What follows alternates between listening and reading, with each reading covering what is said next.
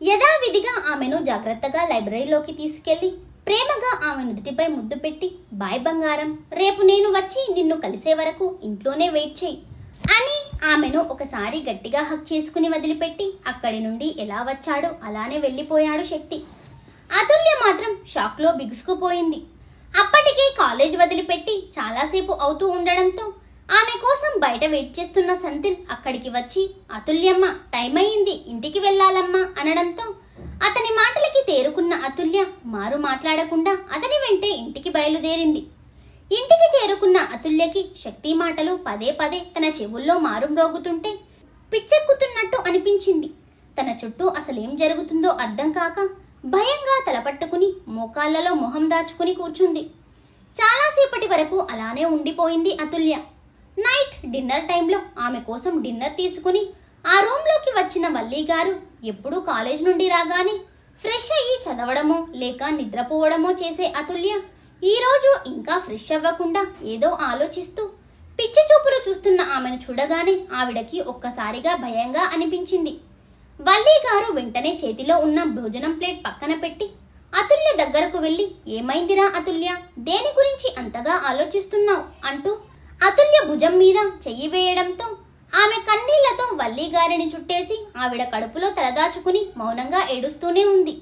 అసలు ఆమె ఎందుకు ఏడుస్తుందో అర్థం కాని వల్లి గారు కంగారుగా ఆమె వెన్ను నిమురుతూ, ఏమైందిరా, ఎందుకు ఇంతలా ఏడుస్తున్నావు, అల్లుడికి నీకు మధ్య ఏదైనా గొడవ జరిగిందా అని అడగగానే అతుల్య తనని తాను కంట్రోల్ చేసుకుని కన్నీళ్లు తుడుచుకుంటూ లేదు అన్నట్టు తల అడ్డంగా ఊపి చిన్నగా నవ్వి పక్కనే ఉన్న భోజనం ప్లేట్ వైపు చూపించేసరికి ఇక ఆవిడ ఇంకేం మాట్లాడలేక అతుల్యకి భోజనం తినిపించి కాసేపుండి ఆమెను ఫ్రెష్ అవ్వమని చెప్పి ఆవిడ వెళ్ళిపోయారు.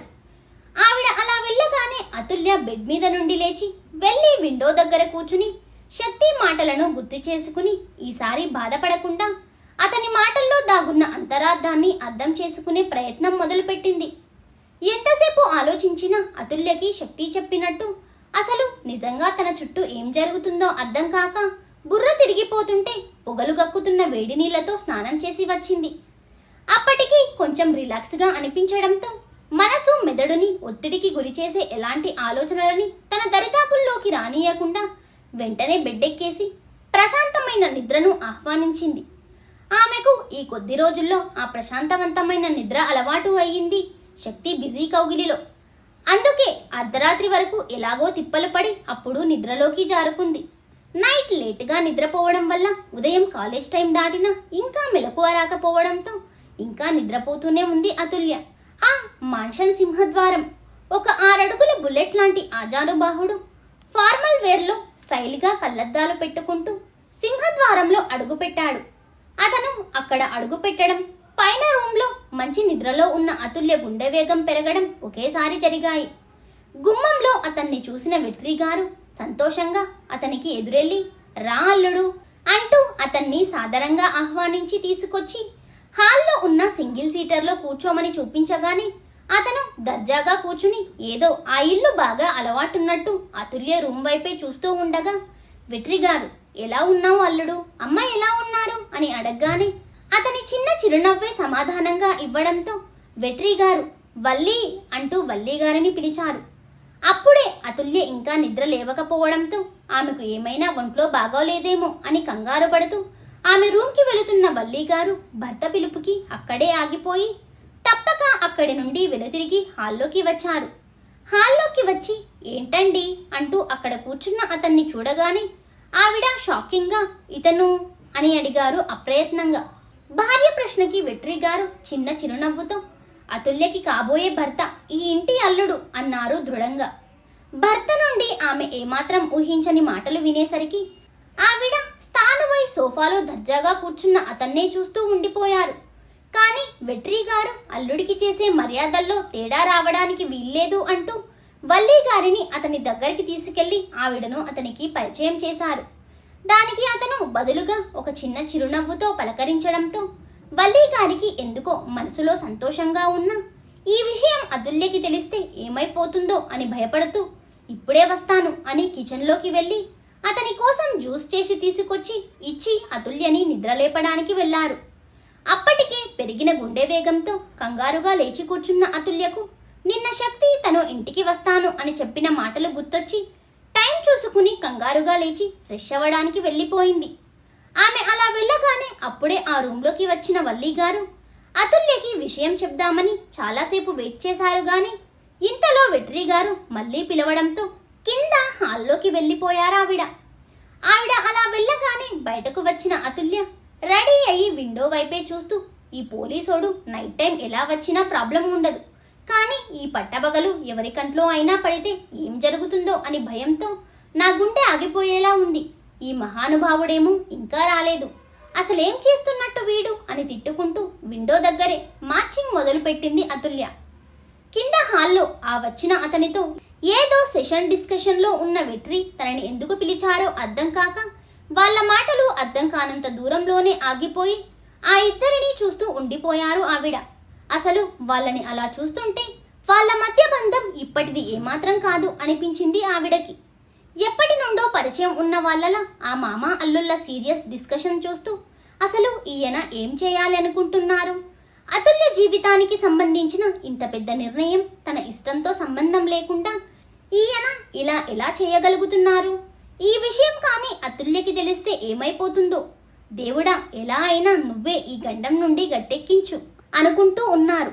ఇంతలో వెట్రి గారు వల్లి తొందరగా వెళ్ళి అతుల్యని తీసుకునిరా, తొందరగా వెళ్ళు అనడంతో ఇక చేసేదేం లేక కంగారుగా అతుల్య రూంలోకి వెళ్లారు ఆవిడ. ఆవిడ వెళ్లేసరికి అతుల్య అలసిపోయి మార్చింగ్కి బ్రేక్ ఇచ్చి విండో వైపే శక్తి ఇంకా రాలేదని తనకి వచ్చిన తిట్లు అన్నీ తిట్టుకుంటూ ఉంది.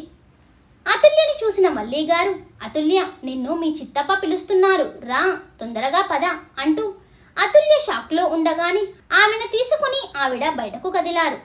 డైరెక్ట్గా తీసుకెళ్లి వెట్రి గారి ముందు నిలబెట్టి ఆవిడ కాస్త పక్కకి జరగగానే అతుల్యని చూసిన వెట్రి గారు రా అమ్మడు అంటూ ఇన్నేళ్ల తర్వాత ప్రేమగా పిలిచేసరికి ఒక్కసారిగా అతుల్య కళ్ళల్లో నీళ్లు తిరిగాయి. కూతురి కళ్ళల్లో నీళ్లు చూసిన వెట్రి గారి మనసుకి కూడా చాలా కష్టంగా అనిపించింది. ఇన్నేళ్ల తర్వాత కూతురిని ప్రేమగా దగ్గరకు తీసుకుని ఆమె కన్నీళ్లు తుడిచి గుండెలకు హద్దుకుని మౌనంగా ఉండిపోయారు. అతుల్య కూడా చాలా రోజుల తర్వాత తన తండ్రి లాంటి బాబాయ్ దగ్గర నుండి ప్రేమను చవిచూస్తూ చాలా సంతోషంగా ఫీల్ అయ్యింది. కాసేపటికి వెట్రి గారు అతుల్య మొహాన్ని చేతుల్లోకి తీసుకుని నీకోసం నేనొక నిర్ణయం తీసుకున్నాను, ఎప్పటిలానే నా నిర్ణయాన్ని గౌరవిస్తావు కదా అమ్మడు అని అడిగేసరికి ఒక్కసారిగా అతుల్య బ్రెయిన్ ఫ్రీజ్ అయిపోయింది. ఆయన దేని గురించి చెప్పాలి అనుకుంటున్నారో క్లారిటీ లేకపోయినా తనకి విషయం టూకీగా అర్థం కావడంతో అది కాకూడదు అని కోరుకుంటూనే ఆయన వైపు భయంగా తలెత్తి చూసింది అతుల్య. ఇన్నేళ్లు కూతురికి దూరంగా ఉన్న ఆమె ప్రతి భావం అర్థం చేసుకునేంత ఇష్టం, ప్రేమ ఆమెంటే వెట్రి గారికి. కానీ అదెప్పుడూ చూపించే సాహసం చేయలేదు ఆయన. అందుకే కూతురి భావం అర్థం కావడంతో నువ్వు గెస్ చేసింది కరెక్టే అమ్మడు, నీకు తగ్గ అబ్బాయిని చూశాను, ఆ అబ్బాయి నీ ప్రతి విషయంలో నీకు దూరమైన మీ నాన్నని మించిన ప్రేమ నీకు అందిస్తాడు అన్న నమ్మకం నాకుంది.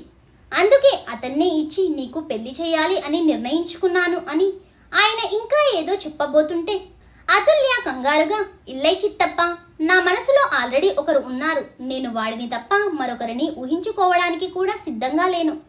నాకు వాడు మాత్రమే కావాలి, వాడు మాత్రమే కావాలి, వాడు లేకపోతే నా ఈ ప్రాణం వదిలేస్తాను గాని ఇంకొకరి నీడ కూడా నా మీద పడనివ్వను అని అరుస్తూ మొదటిసారి తన బాబాయ్ మాటలకి ఎదురు చెప్పి భయంతో కళ్ళు మూసుకుంది. వెట్రి గారు అతుల్య నుండి ఆల్రెడీ ఆ మాటలు ఊహించినవే కావడంతో లోలోపల సంతోషంగా ఫీల్ అవుతున్నా అది బయటకి ఏమాత్రం తెలియనివ్వకుండా చేతులు కట్టుకుని షార్ప్గా ఆమెని చూస్తూ ఉన్నారు. కానీ వల్లి గారు మాత్రం జరిగేది చూసి మొదటిసారి ఇలా తన ఫీలింగ్స్ని, నిర్ణయాన్ని ధైర్యంగా బయటపెట్టిన అతుల్య మాటలకి షాక్ అయి చూస్తూ ఉన్నారు. పైగా వెట్రి గారు కోపంగా కనిపించేసరికి ఆయన అతుల్యని ఏమంటారో అని భయపడుతూ అతుల్య దగ్గరికి వెళ్ళబోతే ఆవిడని కళ్ళతోనే ఉన్న చోటే ఆగిపోయేలా చేశారు వెట్రి గారు. ఎంతసేపటికి తన బాబాయ్ నుండి ఎలాంటి రియాక్షన్ లేకపోవడంతో ఎలాగో కాస్త ధైర్యం తెచ్చుకుని కళ్ళు తెరిచిన అతుల్యకి తన వైపే సీరియస్గా చూస్తున్న వెట్రి గారు కనిపించడంతో భయంగా ఆయన వైపే చూస్తూ ఉంది. ఇంతలో వెట్రి గారు కాస్త గంభీరంగా నేను వద్దు అన్నా నువ్వు నీ మనసులో ఉన్నవాన్నే కావాలి అని కోరుకుంటావా అని అడిగారు సూటిగా. ఆయన ప్రశ్నకి అతుల్య గట్టిగా ఊపిరి పీల్చుకుని వదిలి, సారీ చిత్తప్ప, మీ మాటను మీరుతున్నందుకు నన్ను క్షమించండి. నాకు ఇప్పుడు వాడు తప్ప మరో ప్రపంచం తెలీదు. అంతగా నిండిపోయాడు వాడు నాలో. మీరంటున్నారు కదా మీరు చూసిన అబ్బాయి అప్పాని మరిపించేంత ప్రేమను నాకు పంచుతాడు అని. ఆ అబ్బాయి గురించి నాకు తెలీదు గాని నేను ప్రేమించిన నా సిబి మాత్రం నేను నోరు విప్పి చెప్పకముందే నా అవసరాలన్నీ తీరుస్తాడు.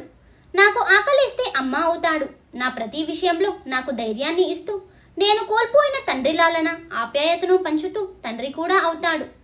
నా ప్రతి అడుగులో తోడుండే స్నేహం వాడు. ఇలా అవసరాన్ని బట్టి అన్ని బంధాలను వాడిలోనే చూపించేంత ప్రేమ వాడికి నేనంటే.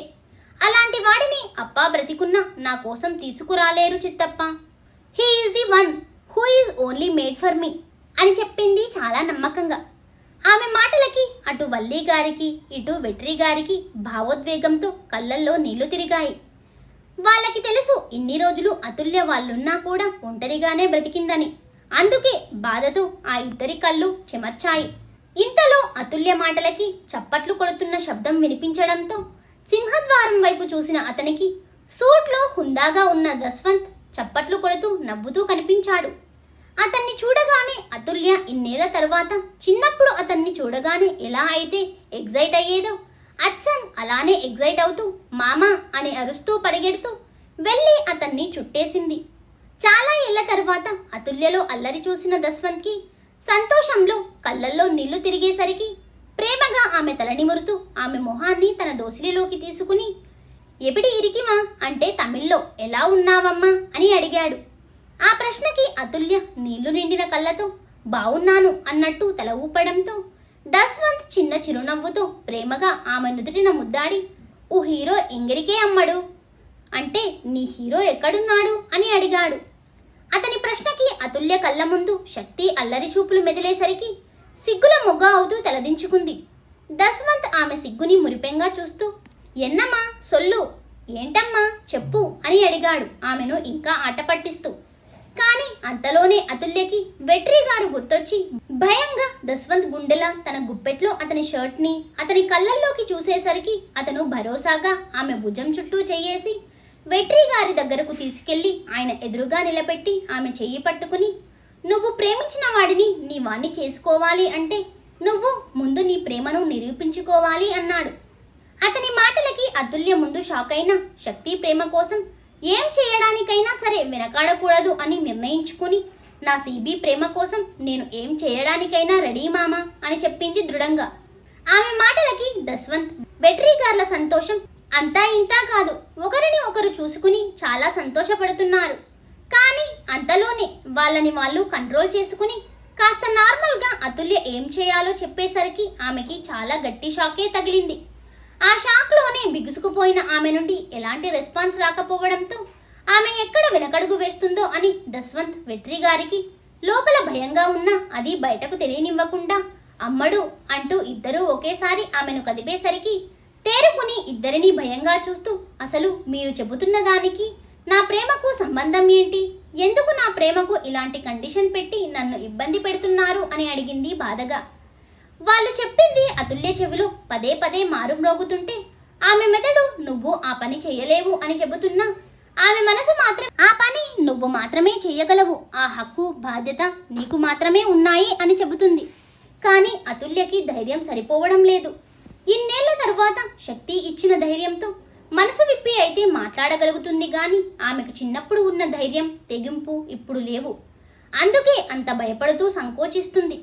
ఆమె మాటలకి దస్వంత్ వెట్రి గారు ఇద్దరూ నీరుగారిపోయారు. ఇద్దరూ బాధగా అతుల్యనే చూస్తూ ఉండగా అది నీ బాధ్యత, నీ హక్కు, అది నువ్వు ఖచ్చితంగా చేసి తీరాలి బంగారం అన్న మాట బేస్ వాయిస్లో కంగుమంటూ వినిపించేసరికి అతుల్య పెదవుల్లో నవ్వు కళ్ళల్లో భయం ఒకేసారి వచ్చి చేరాయి. అసలు వెట్రి గారు పరిచయం చేయాలి అనుకున్న ఆ అబ్బాయి ఏమైనట్టు? ఇప్పుడొచ్చిన వ్యక్తి ఎవరు? ఇవన్నీ తెలియాలంటే నెక్స్ట్ పార్ట్ వరకు వెయిట్ చేయండి. Thank you for watching.